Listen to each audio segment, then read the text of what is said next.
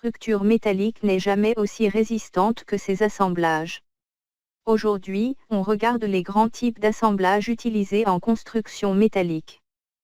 On va voir pourquoi le comportement d'un assemblage change tout, le boulonnage ordinaire et haute résistance, l'assemblage par soudure, puis des exemples concrets. L'assemblage articulé transmet les efforts mais laisse une liberté de rotation, comme une charnière. L'assemblage rigide bloque aussi la rotation et transmet les moments fléchissants. Le boulonnage ordinaire transmet l'effort principalement par cisaillement de la tige du boulon.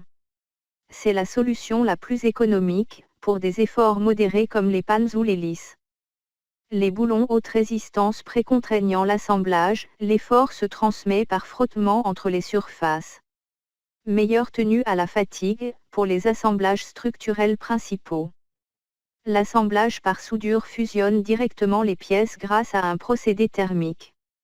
Il offre une continuité de matière quasi parfaite, mais demande un contrôle qualité rigoureux.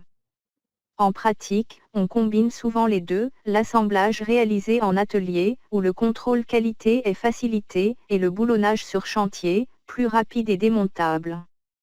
L'assemblage poutre-poteau est souvent réalisé par une platine d'about, fixée en atelier, puis boulonnée sur site. Selon la disposition des boulons, il peut être articulé ou rigide. Le pied de poteau transmet les charges vers les fondations en béton. Une platine est fixée en pied de poteau, reliée par des tiges d'ancrage scellées dans la fondation. Le gousset est une plaque qui permet de raccorder une barre de contreventement diagonale à l'ossature principale, un point de concentration de contraintes important. Le dimensionnement de ces assemblages est encadré par l'Eurocode 3, partie 1 à 8, qui définit les règles de calcul spécifiques aux assemblages. Un assemblage peut être articulé ou rigide, ce qui change le comportement de toute la structure. On assemble par boulonnage ou par un procédé thermique, souvent en combinant les deux.